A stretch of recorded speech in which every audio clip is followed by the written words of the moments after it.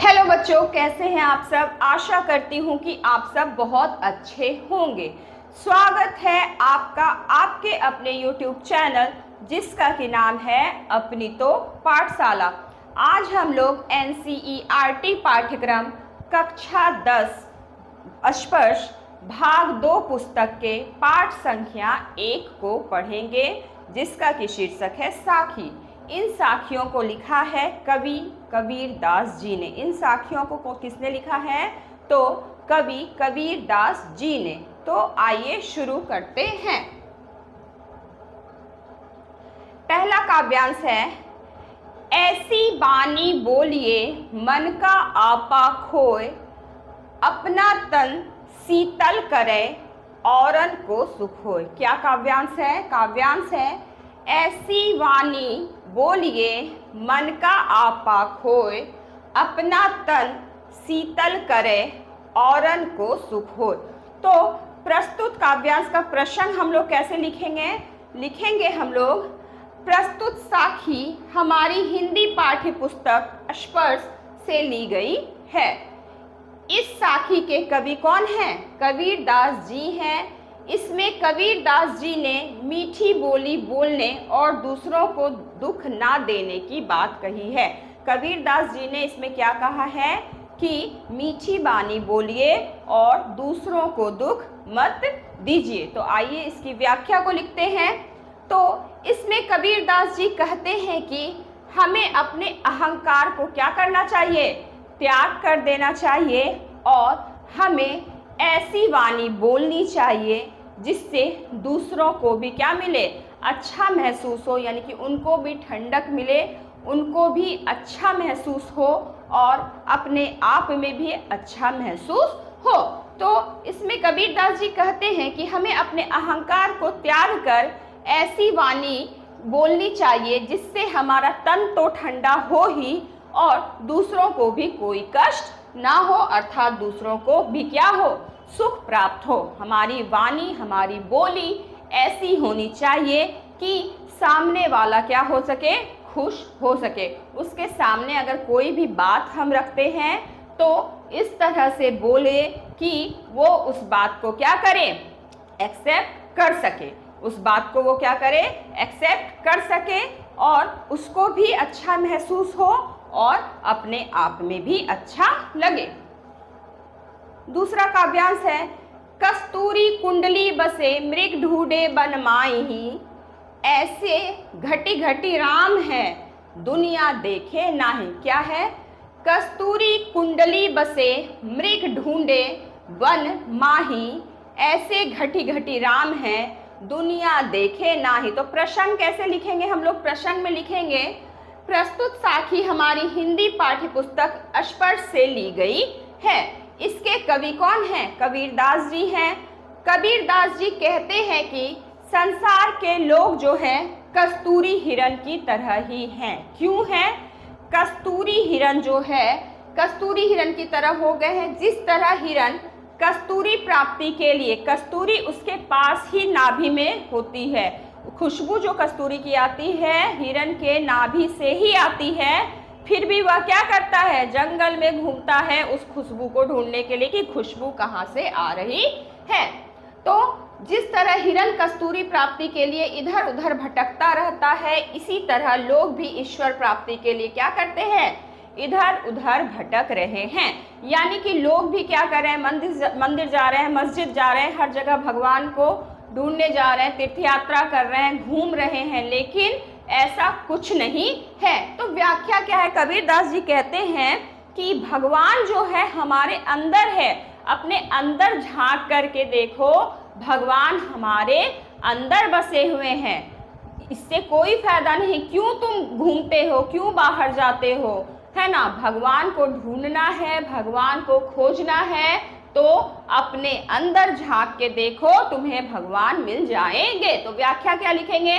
कबीर दास जी कहते हैं कि जिस प्रकार एक हिरण कस्तूरी की खुशबू को जंगल में ढूंढता रहता है, जबकि उसी की नाभि में सुगंध क्या होती है?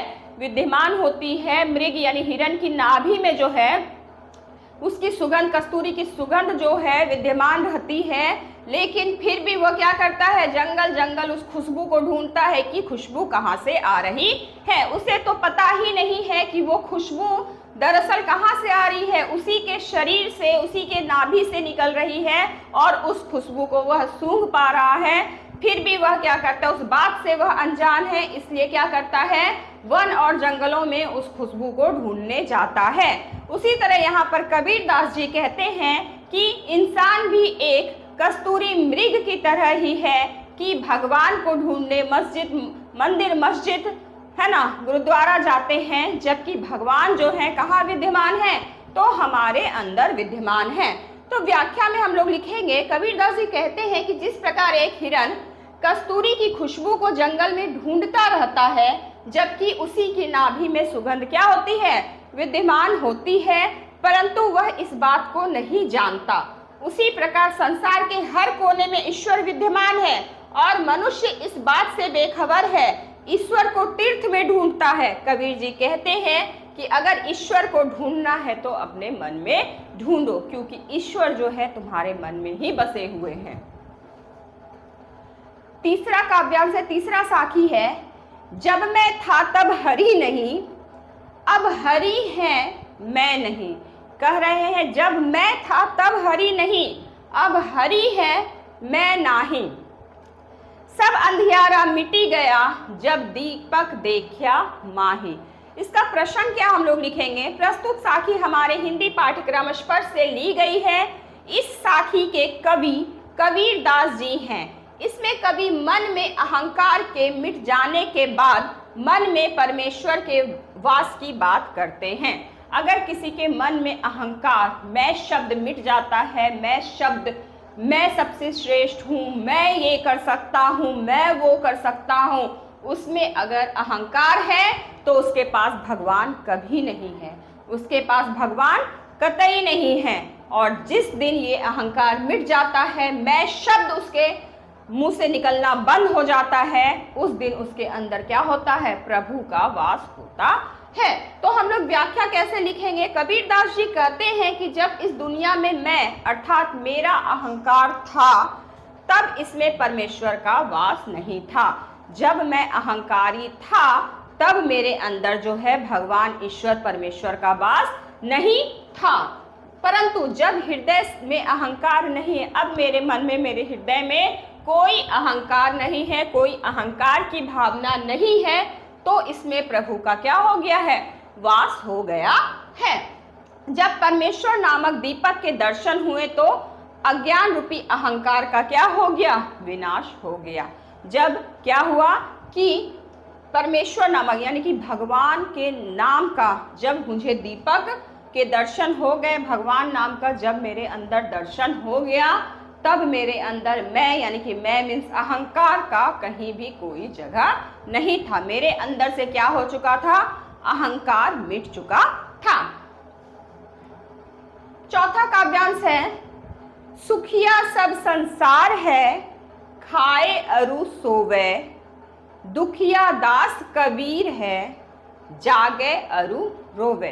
फिर से पढ़िए, सुखिया सब संसार है, खाए अरु सोवे, दुखिया दास कबीर है, जागे अरु रोवे।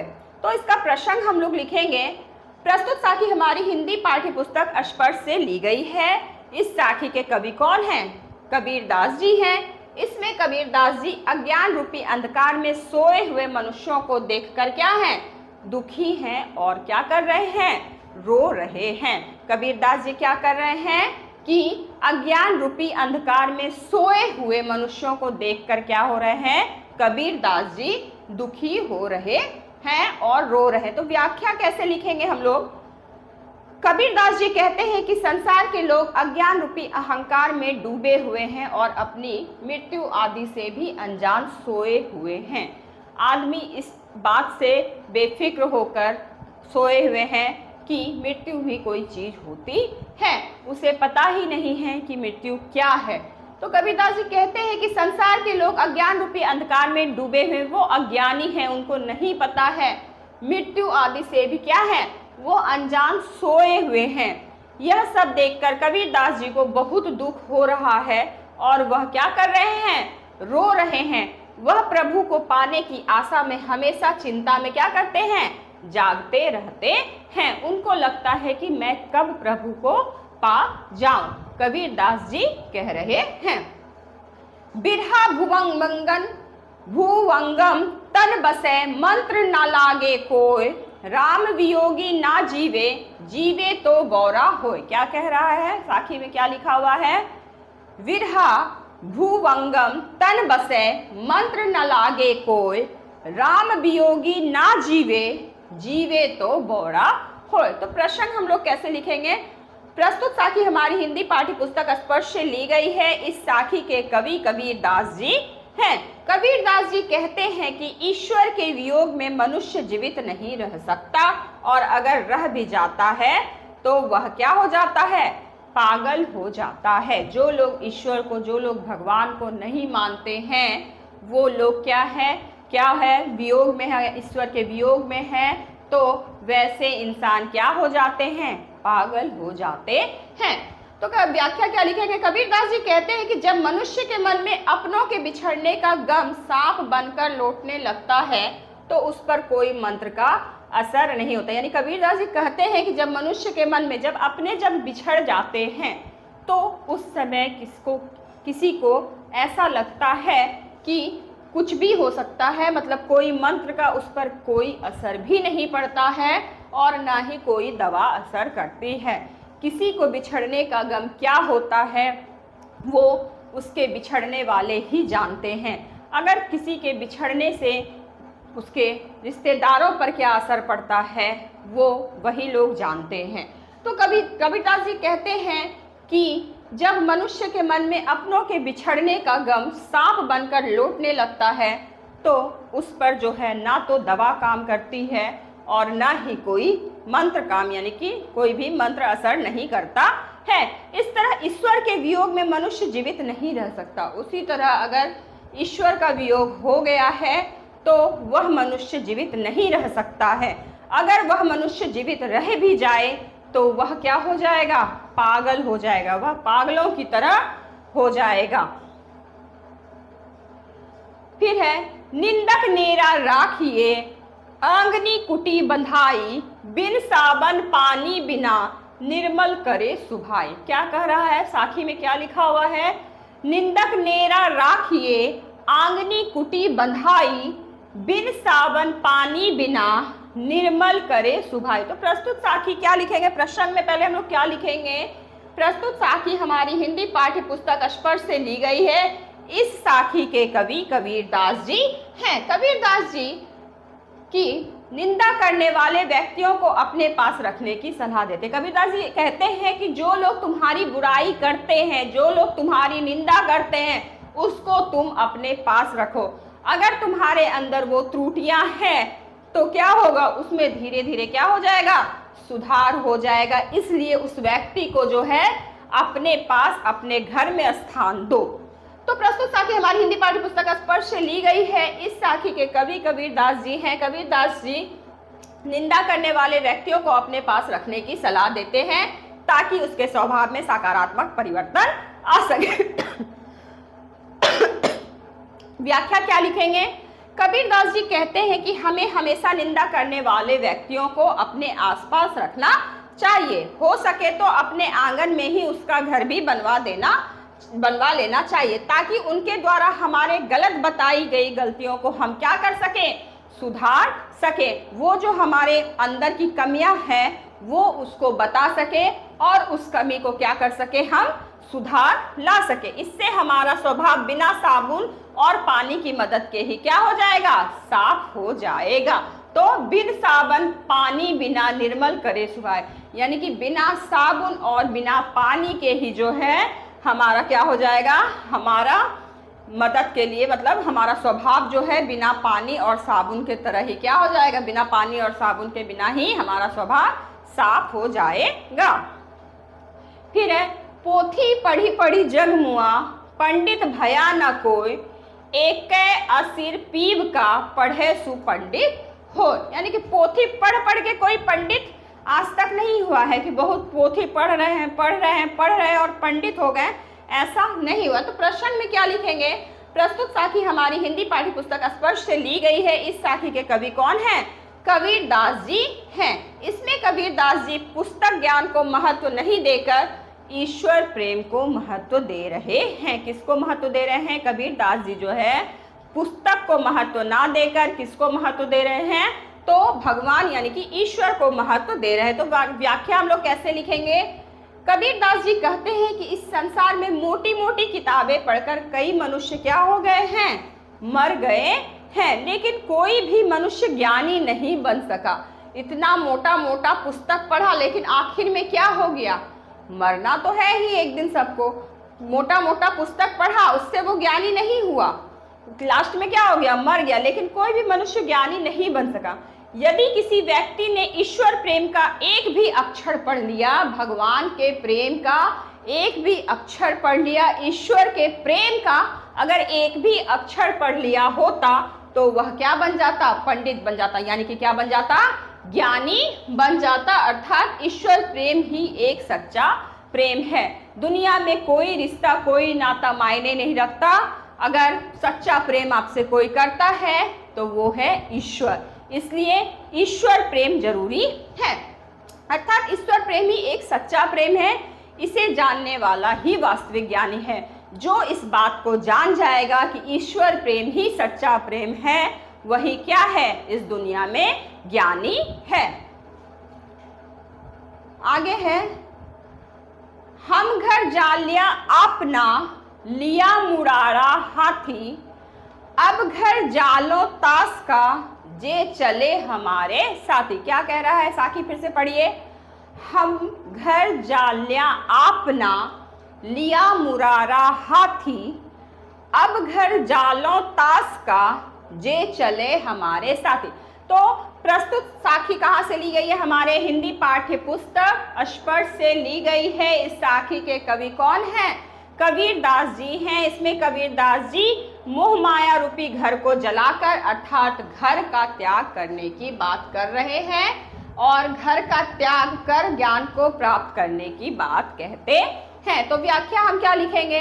कबीर दास जी कहते हैं कि उन्होंने अपने हाथों से अपना घर क्या कर लिया है? जला दिया है। उन्होंने अपने हाथों में मशाल लिया है और अपने घर को क्या किया है? जला दिया है। अर्थात उन्होंने अपने मोह माया रूपी को क्या कर दिया है? घर मोह माया को जलाकर राख कर दिया है। मोह माया को जलाकर ज्ञान प्राप्त कर लिया है। अब उनके हाथों में जलती हुई क्या है? लकड़ी है। अब उनके हाथों में क्या है? जलती हुई लकड़ी है, यानी कि ज्ञान है। अब उनके पास क्या है? उन्होंने घर का त्याग किया और ज्ञान की प्राप्ति कर ली है। अब उनके हाथों में क्या है? लकड़ी है। क्यों? क्योंकि उन्होंने क्या कर लिया है? ज्ञान प्राप्त कर लिया है। अब वह उसका घर जलाएंगे। अब वह उसका घर जलाएंगे। किसका? दूसरे का घर जलाएंगे जो उनके साथ चलना चाहते हैं, अपने साथियों का, है ना, अपने रिश्तेदारों का घर जलाएंगे जो कि उनके साथ चलना चाहते हैं। अर्थात उसे भी मोह माया से मुक्त होना होगा, तभी वो क्या कर सकेंगे? ज्ञान प्राप्त कर सकेंगे। तो अर्थात उसे भी मोह माया से मुक्त होना होगा और ज्ञान को प्राप्त करना होगा। यानी कि घर को त्यागना होगा और ज्ञान प्राप्त करना होगा। और वो जो उनके साथी हैं, जो जिनसे वो प्रेम करते हैं, वो चाहेंगे कि उनका भी घर जल जाए। का अर्थ है वो भी अपने घर को त्याग दें और क्या करें? ज्ञान को प्राप्त करें। आशा करती हूँ कि आप सबको मेरी यह वीडियो पसंद आई होगी। अगर आपको मेरी यह वीडियो पसंद आई हो और अभी तक आपने मेरे चैनल को सब्सक्राइब नहीं किया हो, तो प्लीज़ मेरे चैनल को सब्सक्राइब करें, वीडियो को लाइक करें, अपने दोस्तों के साथ ज़्यादा से ज़्यादा शेयर करें। धन्यवाद।